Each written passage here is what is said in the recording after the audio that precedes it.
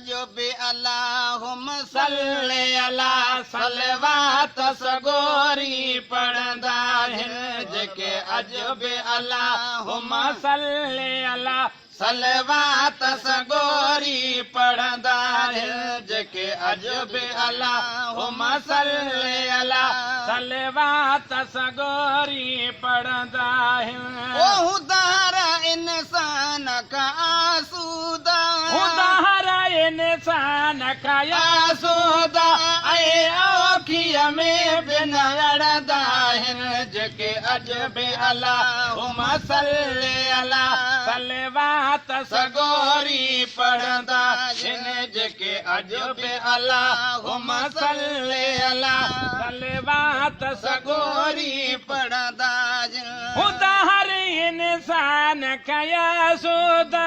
उदाहर इंसान का आसूदा ऐं औखीअ में बि न अड़ंदा आहिनि जेके अजब अल्लाहुम्मा सल्ले अला सलवात सगोरी पढ़ंदा आहिनि जेके अजब अल्लाहुम्मा सल्ले अला सलवात सगोरी पढ़ंदा आहिनि अर्शन ते फरिश्तन सां रलिजी अल्लाह पढ़े ऐं तूं न पढ़ी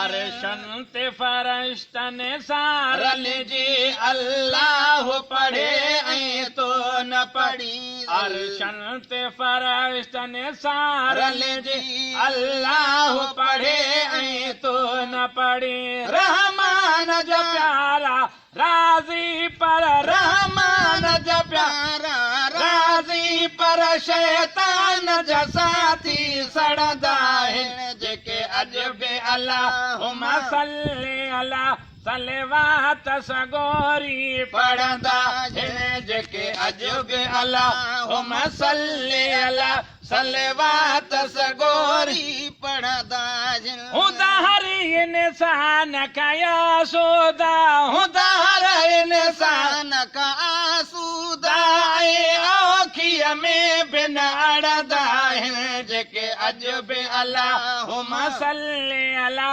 सलवात सगोरी पढ़ंदा आहिनि ॾिस सोचत करे करे कीअं थी मिठो माखी पिपजे मनारे खे ॾिस सोचत करे करे कीअं थी मिठो माखी पिपजे मनारे खे ॾिस सोचत करे करे कीअं थी मिठो माखी पिपजे मनारे खे रखिए इश्क गुलन जी रस जो से रखिए इश्क गुलन जी रस जो से इश्क जी चाड़ी चढ़ंदा आहिनि जेके अजब अल्लाहुम्मा सल्ले अला सलवात सगोरी पढ़ंदा आहिनि जेके अजब अल्लाहुम्मा सल्ले अला सलवात सगोरी पढ़ंदा आहिनि उदाहर इंसान का आसूदा उदाहर इंसान का आसूदा ऐं औखीअ में बि न अड़ंदा आहिनि जेके अजब अल्लाहुम्मा सल्ले अला सलवात सगोरी पढ़ंदा आहिनि जेके अजब अल्लाहुम्मा सल्ले अला सलवात सगोरी पढ़ंदा आहिनि ओ मूंखे नंढड़ी ऐं तूं माण्हू तोखे मोहबत में वही मख मारे उहा मूंखे नंढड़ी ऐं तूं माण्हू तोखे मोहबत में वही मख मारे उहा मूंखे नंढड़ी ऐं तूं माण्हू तोखे मोहबत में वही मख मारे चुमी इस्म मोहम्मद मिठड़े जो चुमी इस्म मोहम्मद मिठड़े जो सब मेड़ करे अची मिड़ंदा आहिनि जेके अजब अल्लाहुम्मा सल्ले अला सलवात सगोरी पढ़ंदा आहिनि जेके अजब अल्लाहुम्मा सल्ले अला सलवात सगोरी पढ़ंदा आहिनि उदाहर इंसान का आसूदा उदाहर इंसान का आसूदा